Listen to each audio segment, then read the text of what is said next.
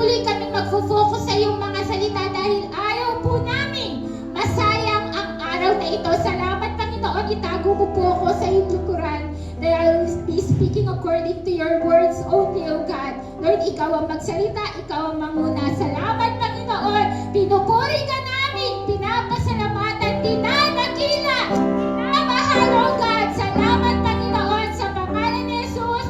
Amen and amen. Palakpakan po natin ang ating Diyos. Amen. Praise God. Sabihin mo sa iyong katabi, masaya ako katabi kita ngayon. Amen. Masaya ako nandito ka ngayon. Kung babae yan, sabihin ko, napakaganda mo naman. Lalaki yan, sabihin ko, napakagwapo mo rin. Amen. Praise God. Sige po, tayo na po lahat ay makakaupo na. Happy Sunday, everyone. Amen. Feeling ko pong hina ng mic ko. At okay lang po. Mahina. Ayan, pipilitin ko pong hindi sumigaw kasi masakit daw po sa tenga ang aking boses, sabi ng aking pinakamamahal na asawa. Kaya itatry ko po talaga yung best ko. Maraming salamat po sa Lord muli po. It's good to be back after 3 months ko pong nanganak. Ayan, 3 months of postpartum, nandito po ulit ako. It's a privilege and honor na makapangaral ng kanyang mga salita. Salamat sa Lord po. Salamat sa ating mami at daddy. Ang ating pong mami at daddy kanina po nandito. Nagka-emergency lang po. Kailangan isugod sa hospital. Yung isa po nilang apo, sobrang sakit na po kasi ng kanyang tiyan. Kaya sabi po nung kanyang apo kanina, hindi ko na kaya mo, isugod niyo na ako sa hospital. Pag-pray po natin, alam po natin God is always in control. Amen? Amen. Praise God po sa umagang ito. And syempre, nire-recognize ko po lahat ng lingkod ng Diyos na nandito. Bawat outreaches, ang aking asawa na laging all-out support po sa akin. Palakpakan po natin muli ang ating Lord. Amen. Ang ating pong pag-aaralan ngayon ay alam ko pong naririnig-rinig na po natin. And sabi po ng ating mami kahapon, anak, ikaw ang mangaral. Sabi ko, Lord, ano yung gusto mong ipangaral ko? 10:27. Ayan. 18 minutes na po ba ako nagsasalita? Yan. Orasan ko po yung sarili ko para saglit lang tayo. Kaya hihingin ko po lahat ng tenga ninyo sa akin. Amen? Amen.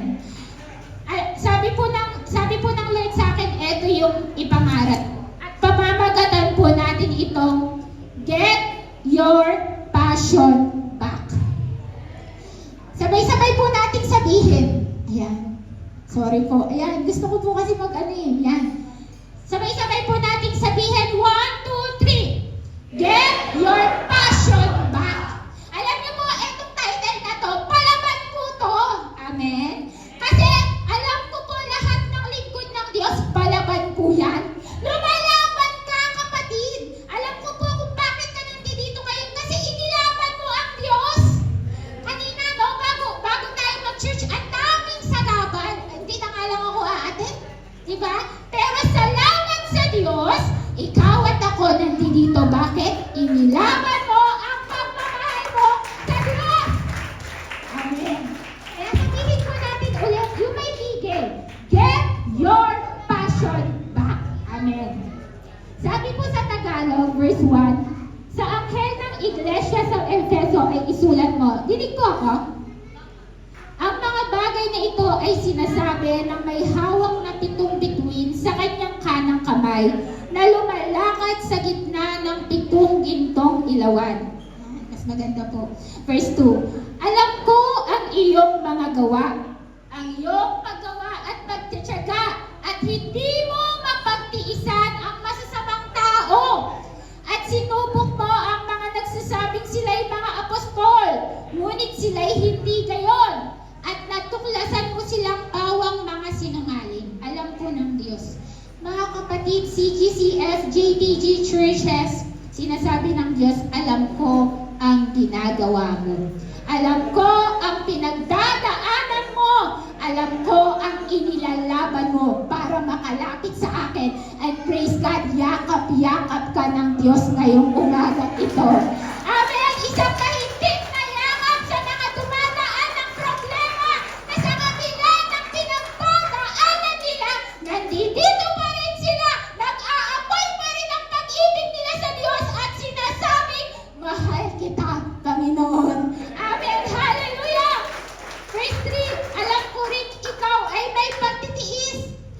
Hallelujah sa lahat ng may pagtitiis. Say amen. Lahat po tayo may tiisin. At nagsisikap ka dahil sa aking pangalan. Hallelujah. Alam ng Diyos yun. At hindi ka napagod. Amen. Hallelujah. And verse 4, dito po tayo. Ngunit, ito ang hindi ko gusto laban sa iyo. Iniwan mo ang iyong unang pag-ibig. Kaya't alalahanin mo kung saan ka nahulog. Magsisi ka at gawin mo ang mga bagay na ginagawa mo noong una. Kung hindi, darating ako sa iyo at aalisin ko ang iyong ilawan mula sa kinalalagyan nito, malibang magsisi ka. Ouch! Alam ng Diyos. Pero alam niyo po, sabi po dito sa verse na to, pero iniwan mo na ang iyong unang pag-ibig. What is passion? Tuloy-tuloy na po tayo. Passion is an intense, compelling emotion or deep enthusiasm for a person, idea, or activity.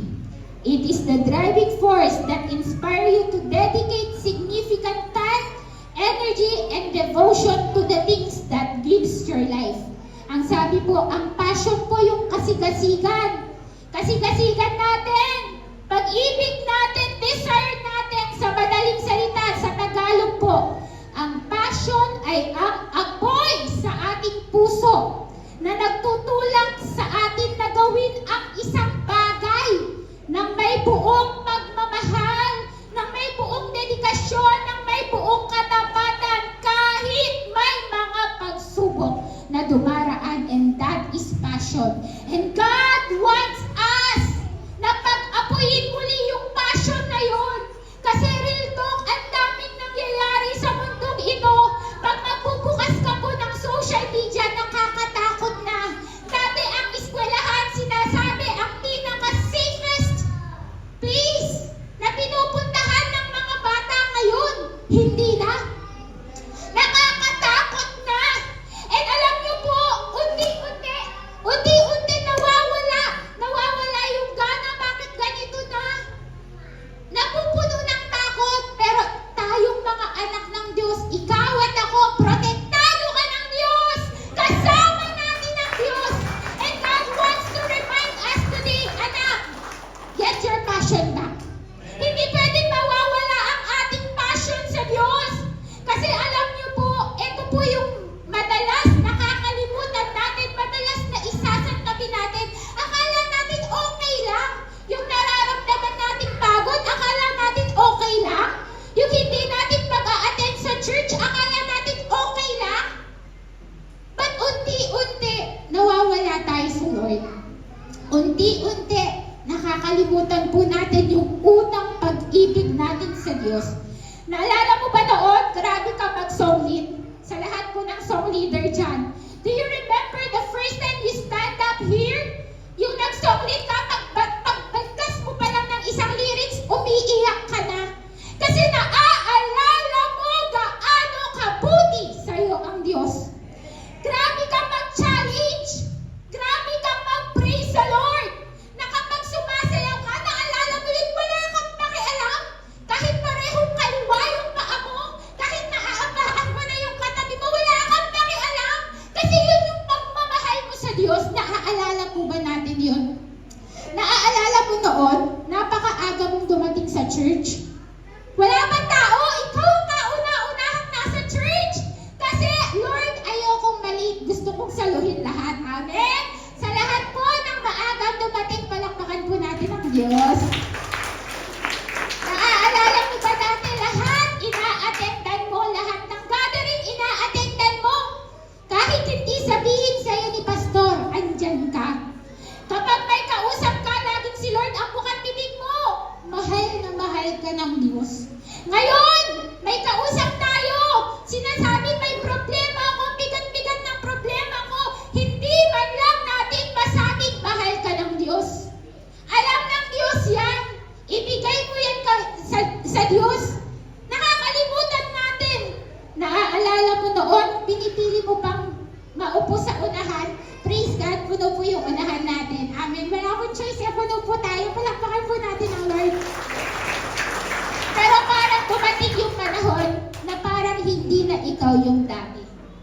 passion back.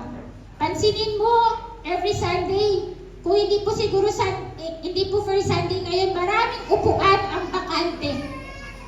Pansinin mo, dati andyan siya, ngayon wala na siya. Amen. Bakit somehow nawawala tayo sa paglilingkod? Bakit somehow nawala tayo? I pray po na walang lalampasan ang Lord ngayon. At ibabalik ng Diyos ang init ng paglilingkod natin. Sa lahat ng gusto, ibalik ng Diyos ang paglilingkod niya, ang pagmamahal natin sa Diyos. Itaas po natin ang ating kamay, Lord. Passion back, hallelujah.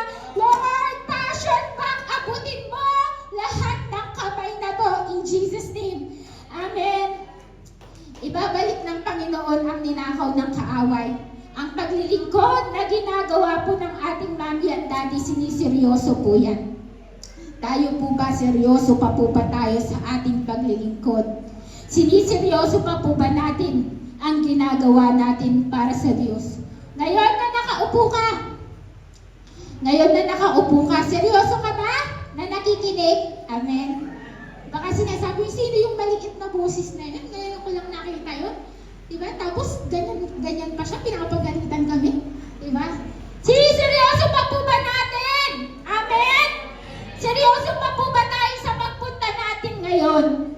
Dati, no? Saturday pa lang talagang galak na yung mga damit mo. Nakaplansya na lahat, nakasabit na. Eto, ang pinakamagandang damit ko na susuotin ko bukas. Amen? Dati! Mahalaga sa Diyos ang paglilingkod natin, kaya dapat mahalaga din ito sa atin. Seryoso pa po ba tayo? O masyado na tayong busy sa mga dapat nating gawin sa ministry at nakalimutan na natin yung pinakamahalaga, to be in God's presence. Palakpakan po natin ang Diyos. Pinapasabi ng Diyos ngayon, hindi lang basta napagod tayo, nagtiyaga tayo, nagtiis tayo, nagsakripisyo. Pastora, nilalakad ko yung church mula sa aming bahay ng makalayo. Grabe, Pastora, ginagawa kong pag-aalaga. Grabe, support ako financially. Yung inaabangan niyo pong yan, meron ako dyan. Diba? Alam po ng Diyos yan. Grabe po na nakaapak na po tayo ngayon sa tiles. Amen, naka-aircon pa tayo. Amen, pinapanago po ng Diyos ang ating church. Amen. Pinapasabi po ng Diyos ngayon, dapat seryoso tayo sa mga ginagawa natin.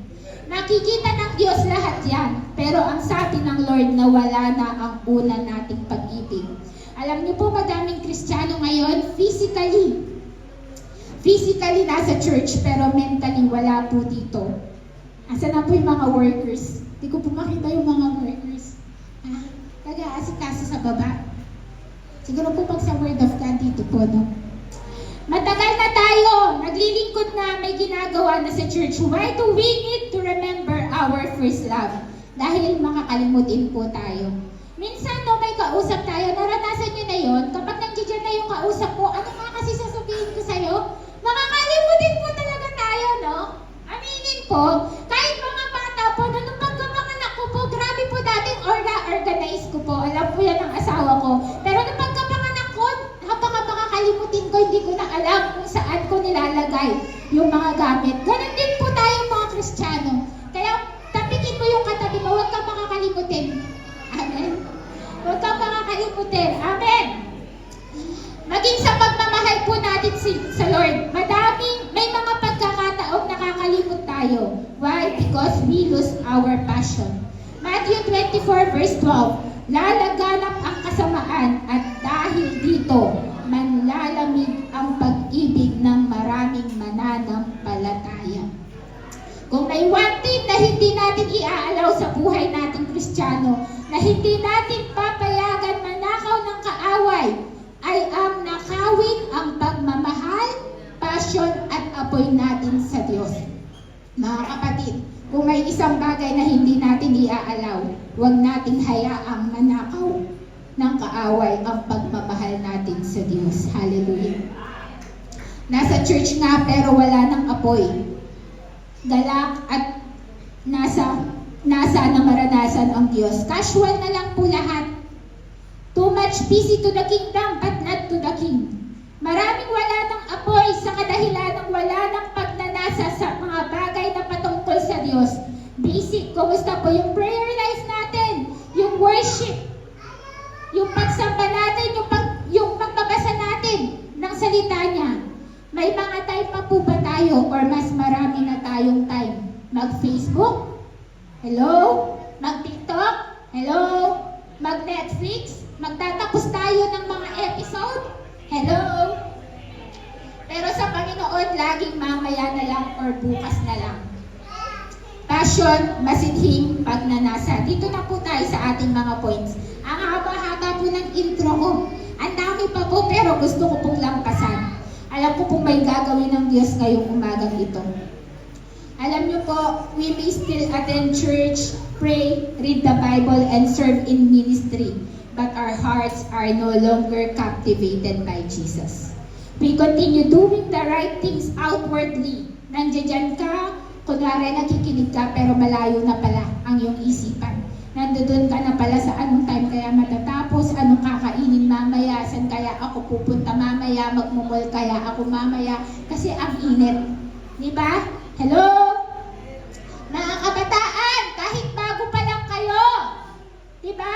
The reason kung bakit nandito ka is because you are captivated by the love of Jesus. And do not ever forget that love. Amen? Why do we lose our passion? Two things. Number one, weariness, kapaguran. Sino pong pagod dito? Amen. Sino pong pagod dito? Lahat tayo napapagod. Dito po sa iglesia ng Efeso, gusto turuan ng Diyos ang church na to. And I pray ganun din po sa CGCF, JTG. Dito sinasabi na maayos sila, pero nawala na ang passion. They lose their first love. May pagsubok ka, magkagalit kayo mag-asawa. Diba? Galit sa'yo yung mga magulang mo kasi nag-church ka. Hello? May business ka, bumabagsak. May ministry, yung mini-ministryhan mo, kumukonte. Yung mga may homework dyan, grabe, piled up yung homework. Diba?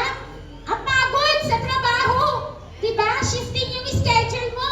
Puyat-puyat ka. Diba? Relate po, no? Diba? Gusto ba natin mangyari sa atin to? Kung ayaw natin, bumangon tayo, gumising tayo. Dahil yung kapaguran na yon, pwede tayong hilain palayo sa Diyos. Hello?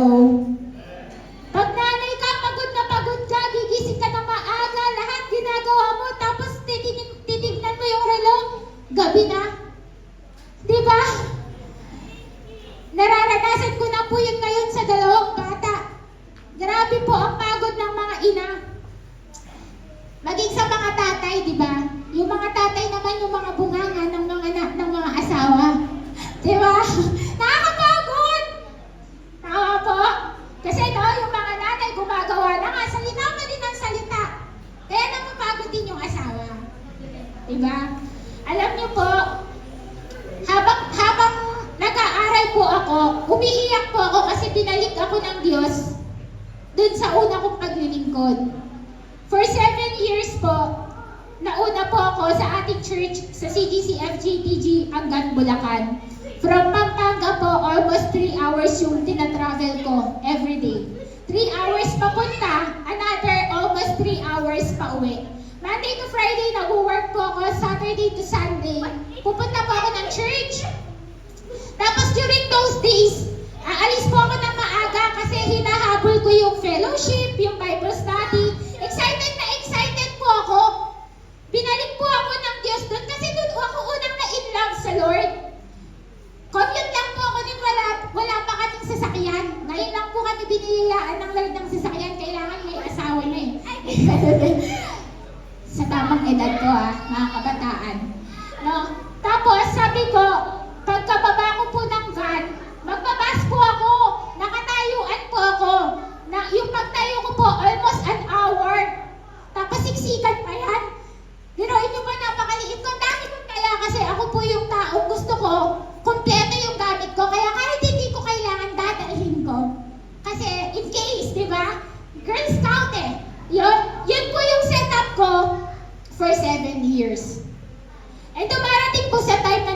napapagod ako. And God always remind me, this is the reason why you are living.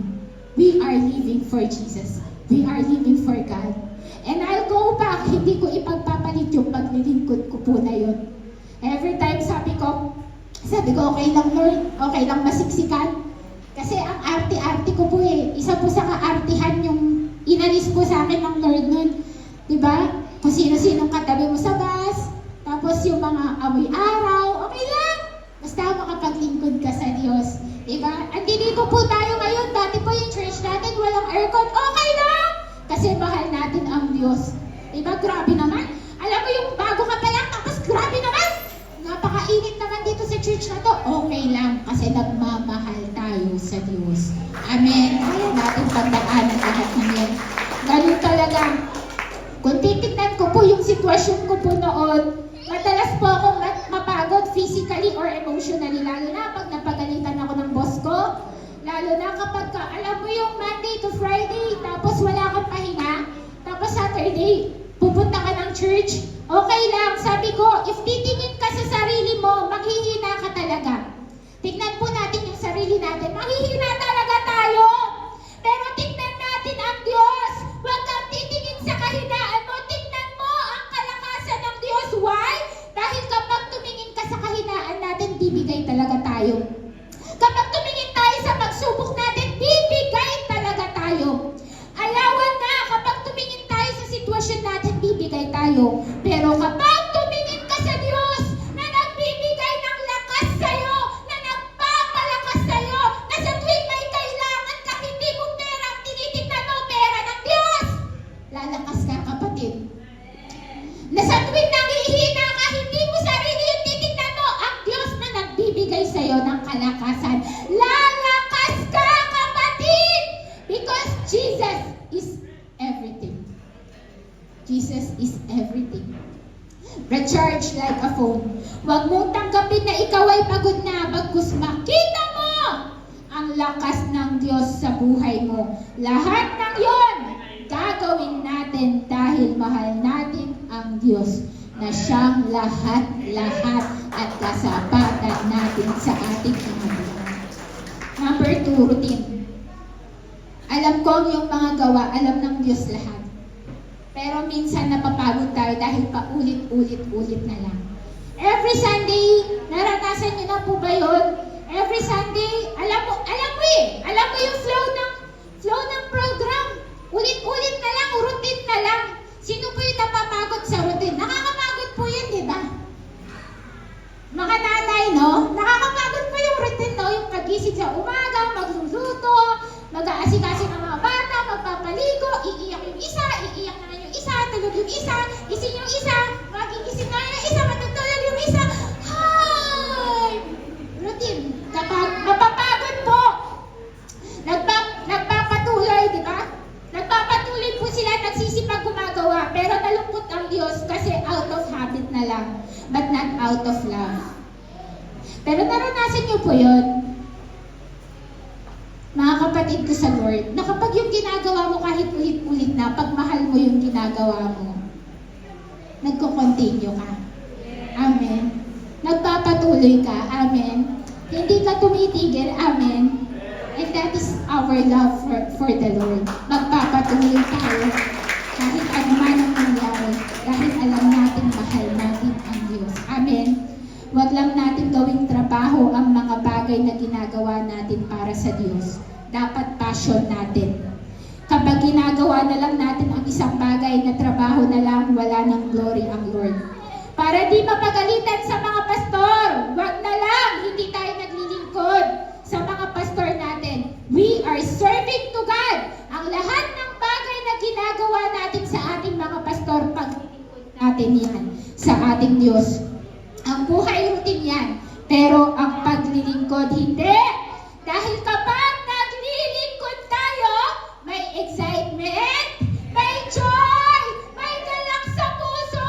Kapag nandiyan ka, naglilingkod ka, nakaupo ka dyan, naglilingkod ka, may joy ka, may excitement ka. Ano kayang gagawin ng Lord sa akin ngayon? Ano kayang ibubuo sa akin ng Lord ngayon? Naghihina akong pumasok, lalabas ako, malakas na ako. Hallelujah! May problema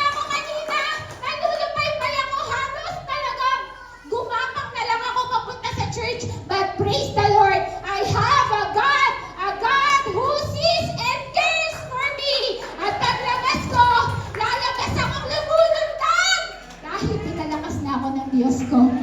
Amen. Ganun pa rin po pa tayong umaasa. O habang nagpe-praise and worship tayo, kanina lupay-pay tayo. Pumapalakpak na lang tayo out of routine.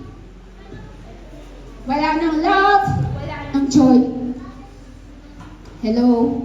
Naaalala ko po, favorite days ko po yung Saturday and Sunday. Dahil alam ko, every gawain may bagong sasabihin at gagawin ang Lord sa akin.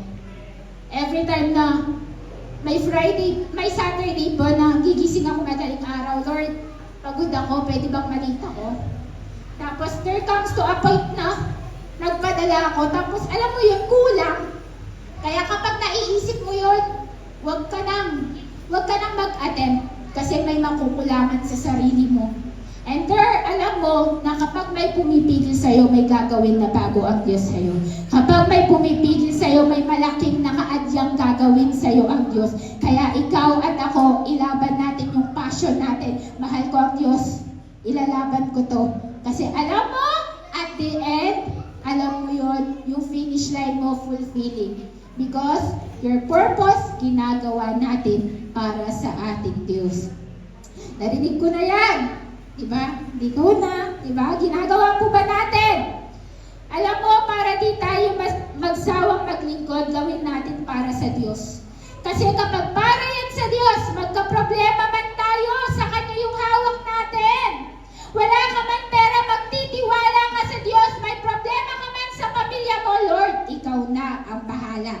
Kapag nakatingin tayo sa taas, di tayo mawawala sa focus. Kasi nakatingin tayo sa Diyos na hindi tayo iniiwan.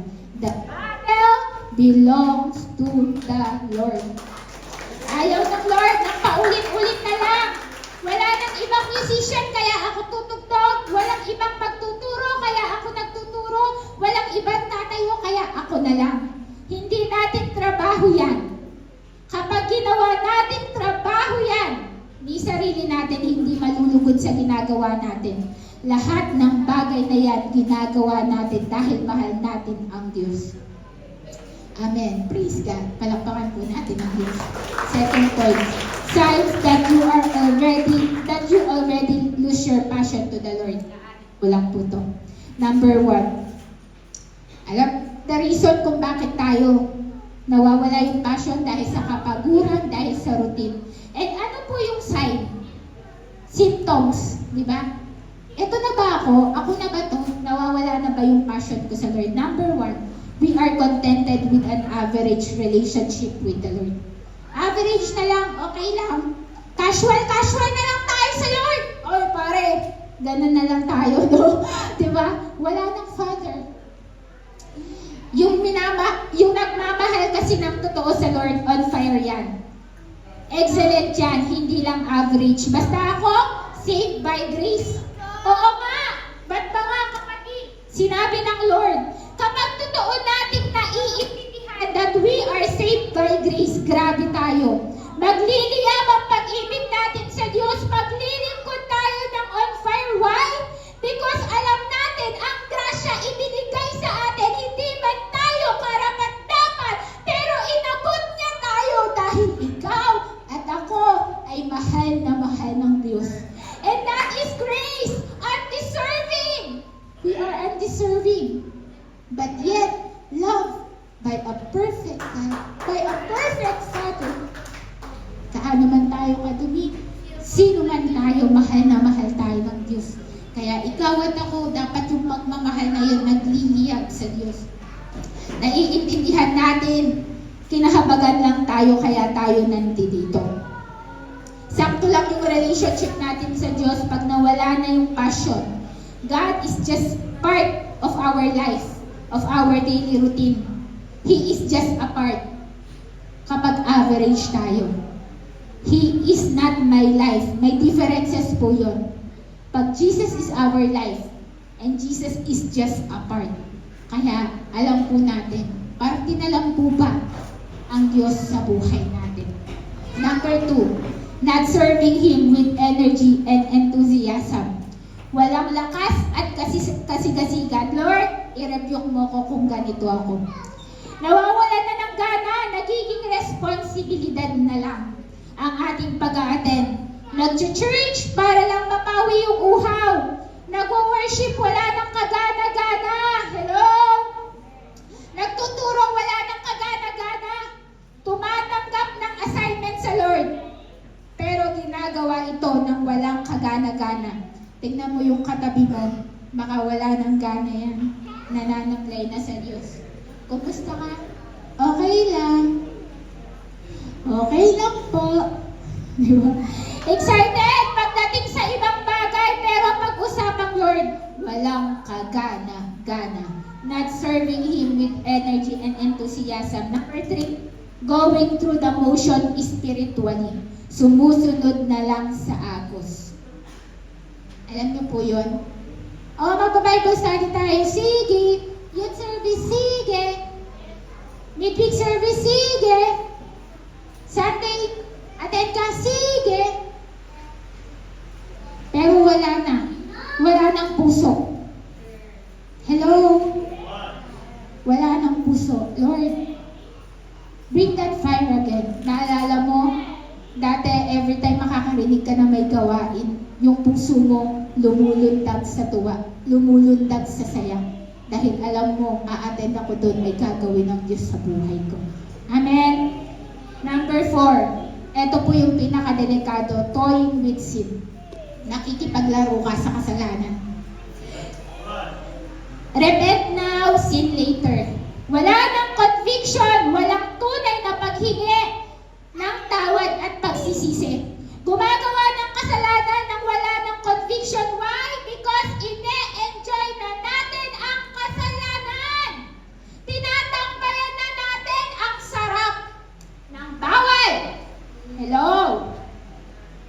Toying with sin, mga kabataan. Diba?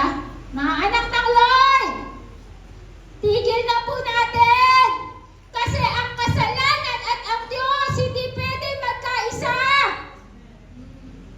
Choose now whom you will serve. Hello?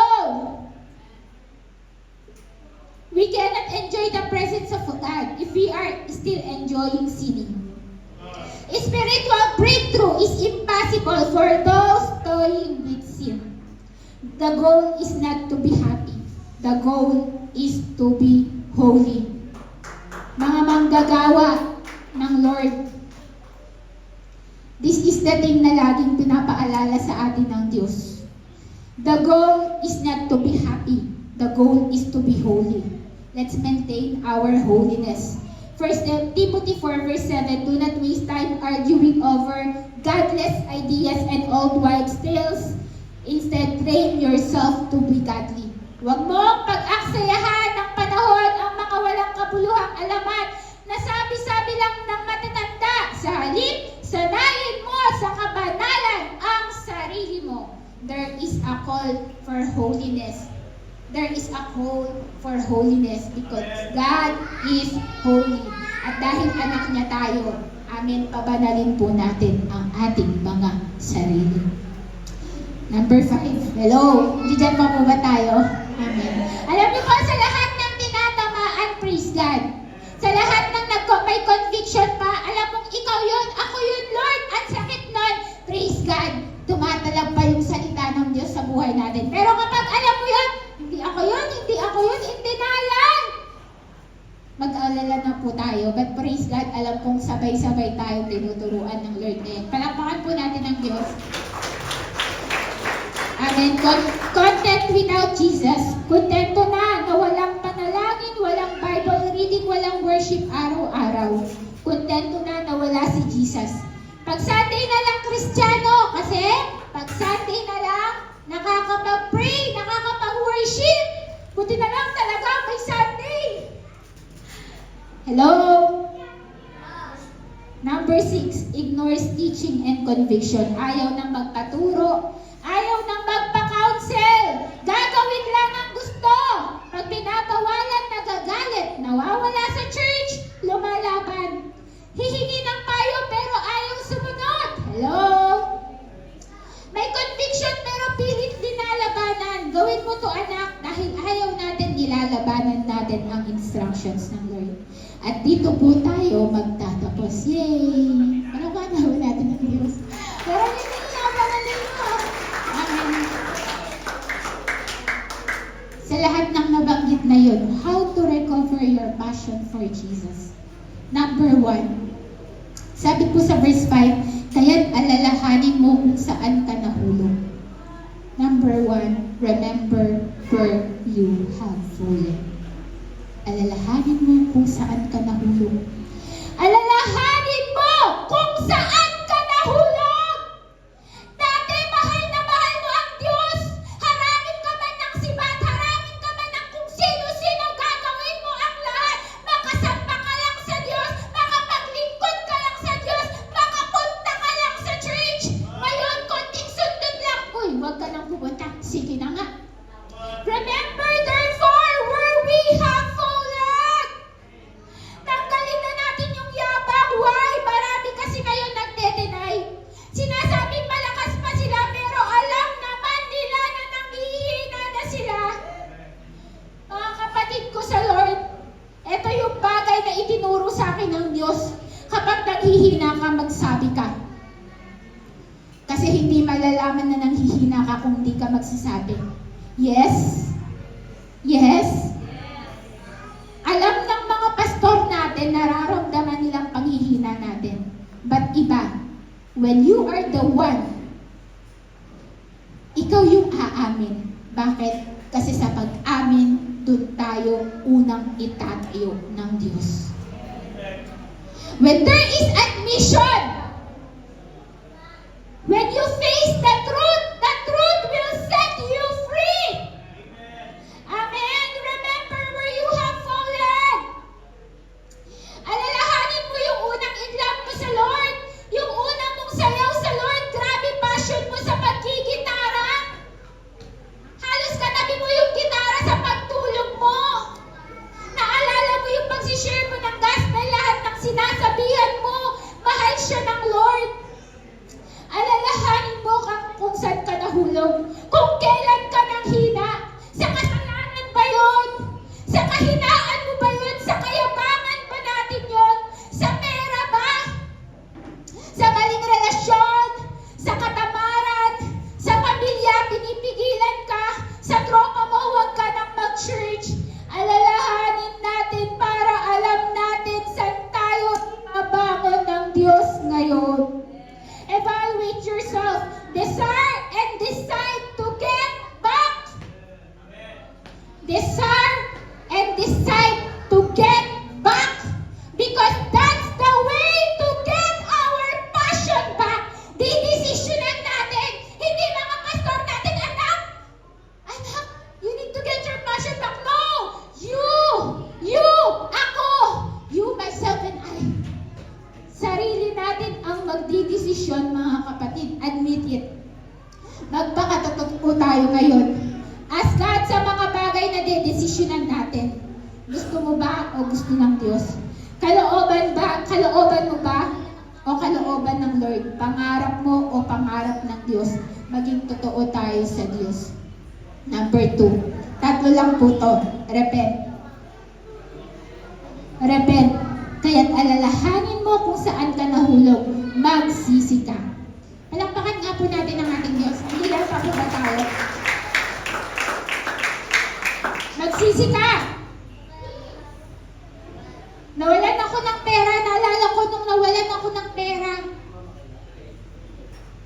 Doon ako nawala sa Diyos. Remember, Lord, forgive me. Kapag naalala na natin kung saan tayo nahulog, magsisi tayo, kapatid. Repent means turning away from sin, disobedience, or rebellion. Pag ayaw natin mag-repent, mayabang tayo na tao. Dinadaan na lang natin sa galing, pero wala nang pagsama ang Diyos. Bangon, kapatid! Kaya tayong i-restore ng Diyos ngayong umagang ito. Mas mahalaga sa Diyos ang ayos na puso. Amen. Sa church na to, basag na puso ang kailangan. Sa church na to, hindi natin konsinte ang mali. Kaya tayong palitan ng Diyos. Kaya wag po tayong magmayabang. Lord, nagkamali ako. Nagkulang ako. Nagkasala ako. Ibangon mo ako. Tulungan mo ako. Amen. Yun yung hinahanap ng Diyos. Anak niyang nagpapakatotoo sa Kanya. Handa ka ba? Handa ka ba kayong kapatid na magpakatotoo sa Diyos? Are you ready to face Jesus right now? Because Jesus is more than ready to revive us today. This is the day of revival. This is the day of restoration. At ikaw at ako na nakaupo ngayon, hindi tayo papayag na lalabas tayo sa church nang hindi tayo nakakatanggap ng apoy na galing sa Diyos. Amen? Palakpakan natin ang Lord. And number 3, re-examine your purpose. Sabi sa verse 5, kaya't alalahanin mo kung saan ka nahulog, magsisi ka at gawin mo ang mga bagay na ginawa mo noong una. Bakit ka passionate? Ano yung purpose mo? Passion and purpose go together. Naalala ko po, yung topic natin last Sunday, don't miss your assignment. There is purpose. Ang makasama natin ang Diyos sa langit. And our passion, ang passion natin ang magtutulak sa atin papunta doon. Ano ang purpose mo ngayon? We are here to serve the Lord, love the Lord, magpaayos ng buhay. And number 4, after we re-examine our purpose, we return. Saan tayo magre-return? Saan tayo magre-return? To our first love. Take action. God will do His part and we need to do our part. Amen? Saan ka passionate? Practice it dahil si David and Goliath, nanalo si David sa kanyang buhay dahil passion niya. In-apply po niya yung passion niya, no? Nagpa-practice po siya. Kaya nung kinalaban niya si Goliath, natalo po niya si Goliath. Gawin mo yung mga bagay na ginagawa mo noon. Workers, dati wala kang pinapalampas na altar call. Do it all over again. Nung una po ako naglilingkod sa Diyos, favorite ko pong part yung altar call. Talagang nandito po, lagi po ako sa pinakauna. Sabi ko kahit workers na ako, kailangan ko yun. Iba po yung altar call. Iba yung nagagawa ng altar call. Because altar call is very personal to God. And God wants to meet us personally. Workers, huwag mong papalampasin ulit yun. Do it all over again. Kung dati yun po yung ginagawa natin nung una, kaya mahal na mahal natin ang Diyos, do it all over again. Dati pa na yung iyak natin sa Lord, do it all over again. Do what it takes. Lumuhod ka, magsumamo ka. Do what it takes till God speaks to you. Let God be our greatest passion. Huwag tayong mag-desire ng kayamanan. Desire God. Kasi kapag tinisire natin ang Diyos, susunod ang kayamanan. Hello? Huwag tayong mag-desire ng kagandahan. Kasi kapag nasa iyo ang Diyos, nasa akin ang Diyos, gumaganda lalo tayo. Gumagwapo tayo lalo. Bakit? There is the glory of God. Amen. Desire God. Sa ginagawa mo sa paglilingkod sa Diyos, hindi ka man nakikita ng tao, nakikita ka ng Diyos. Wala man pumuri sa'yo. Hello? Masaya ang Diyos. Good job ka sa Lord. Naalala mo nung dati, isang lyrics pa lang ng kanta ng church, umiiyak ka na? Alam mo yung joyful yung kanta, pero umiiyak ka? Because that's how you love God. That's how we love God. There is a burning passion. Get your passion back. Amen? Madami kang ginagawa para sa Diyos. Walang nakakakita, walang nakakaalam. Nagsawa ka na lang. Ba't di bale? Kita yan ng Diyos. Matthew 5 verse 3. God blesses those who are poor and realize their need for Him. For the kingdom of heaven is theirs. Nalulungkot ang Diyos sa mga taong nagpapabasag sa Kanya. Conclusion na po tayo. Sabi sa verse 5, Kung hindi, darating ako sa iyo at aalisin ko ang iyong ilawan mula sa kinalalagyan nito, malibang magsisi ka. Ouch. That's how worst. That's how worst. Mga kapatid ko sa Lord, ngayong umagang ito, He is asking to remember where you once were. He is counseling us to go back to the passion we once had for Jesus. Before it's too late. Church, mahal na mahal ka ng Diyos. Mahal na mahal tayo ng Diyos. Kaya habang may natitira pang apoy, pag-apuyin po natin yung apoy na yun. Marami nang nawala. But church, you are here today because God loves us so much. And that fire na natitira pa sa buhay natin, gusto ng Diyos pag-alawin ito at madatnan niya tayong nagliliyap na naglilingkod sa Kanya. Huwag ka nang mawawala. Remember the first time you decide to follow Jesus. Lord, kahit anong mangyari, ilalaban ko ang pagmamahal ko sa iyo. Remember that day. Go back to that day. Go back to that day. Go back to that day na hindi ka nagpapaawat, magpuri, sumamba, mag-praise the Lord, mag-attend ng Sunday service. Go back to that day. Go back to that moment when you first met Jesus. Remember the love you felt? Alam mo yung grabe yung pagmamahal na yun. Every time I remember that love. May time po na wala pa po ako sa CGC FTTG. Sabi ko sa asawa ko, malayo po kasi, hindi ko pa po siya asawa nun. Malayo po yung Angat, 3 hours. Nakipagbaka pa po ako sa mga magulang ko, hindi talaga nila ako pinapayagan. And then may inatendan po akong church. Sabi ng asawa ko, maghanap ka muna ng church habang binabattle natin to. Naghanap po ako, and yung preaching po, how to fight depression. And hindi ko po nakalimutan yung last point. Sabi po doon, go back to your first calling. Go back to your first calling. And lagi po akong binabalik ng Lord doon. Yung love na naramdaman ko nung kinatag po ako ng Diyos. Remember that day. The stirring in your heart. Alam niyo yun, the adoration you had for our Savior. Yung gandang-ganda ka sa Diyos.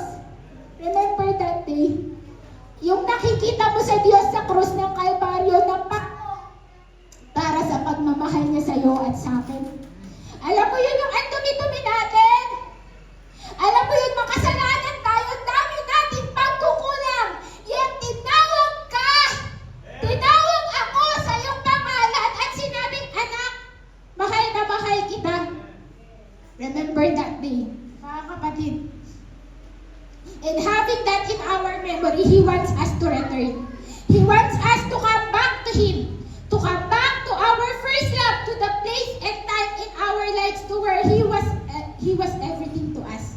He is our everything. Noon, grabe mo kamahal ang Diyos. Kumusta ka ngayon? Asan ka na ngayon?